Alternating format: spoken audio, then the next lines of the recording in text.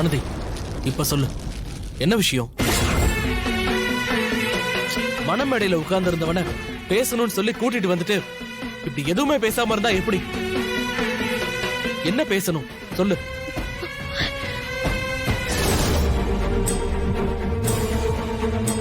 அப்பா, என்னப்பா ஆச்சு? என்னன்னு தெரியல கரிகாலா. வானதி அருள்கிட்ட எதுவும் தனியா பேசணும்னு சொல்லி கூட்டு போயிருக்கா. சரிப்பா, நான் போய் என்னன்னு பாத்துட்டு வந்துடுறேன். வேற யாரும் கூட வர வேணாம்ப்பா. சரி, போயிட்டு வா.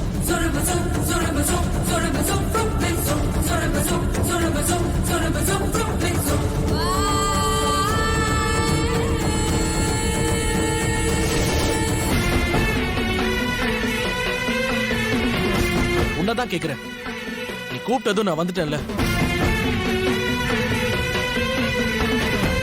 என்ன பேசணும் சொல்லு.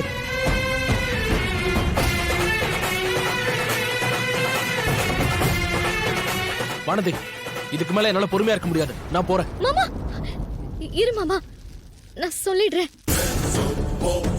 நான் இத சொன்னா மாமா என்ன நினைப்பாரு? சொல்லு வானதி. சின்ன வயசுல இருந்தே நீங்க தான் என் மனசுல இருக்கீங்க மாமா. நான் உங்களை தான் காதலிக்கிறேன்.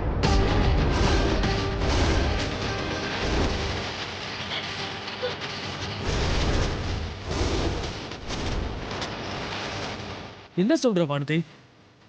நீ என்ன காதலிக்கிறியா?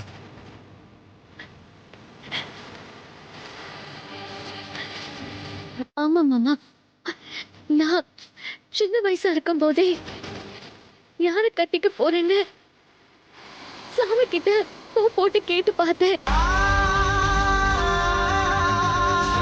இதுல குங்குமம் இருக்கு, இதுல விபூதி இருக்கு. இப்ப நான் குலுக்கி போடுவேன். குங்குமம் வந்தா அருள் மாமா, விபூதி வந்தா கரிகாலன் மாமா. ஐ குங்குமம், அப்ப என்ன அருள் மாமா தான் கல்யாணம் பண்ணிப்பாரு. அப்ப நான் உங்களை தான் கட்டிக்க போறேன்னு வந்துச்சு. சாமியே சொல்லிடுச்சுன்னு. அந்த நாள்ல இருந்து நான் உங்களை தான் என் புருஷனை நினைச்சுக்கிட்டு இத்தனை நாளா வாழ்ந்துட்டு இருந்தேன். அந்த நாள்ல இருந்து நான் உங்களை தான் என் புருஷனை நினைச்சுக்கிட்டு இத்தனை நாளா வாழ்ந்துட்டு இருக்கேன். இத நான் உங்ககிட்ட சொல்லணும்னு நீங்க வெளிநாட்டுல இருந்து வர வரைக்கும் நான் காத்துட்டே